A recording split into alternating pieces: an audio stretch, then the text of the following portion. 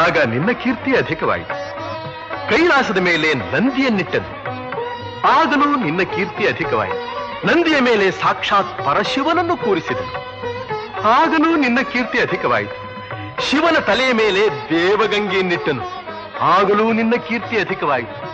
ಶಿವನ ಕೊರಳಿಗೆ ಘಟಸರ್ಪವನ್ನು ಸುತ್ತಿದನು, ಆಗಲೂ ನಿನ್ನ ಕೀರ್ತಿ ಅಧಿಕವಾಯಿತು.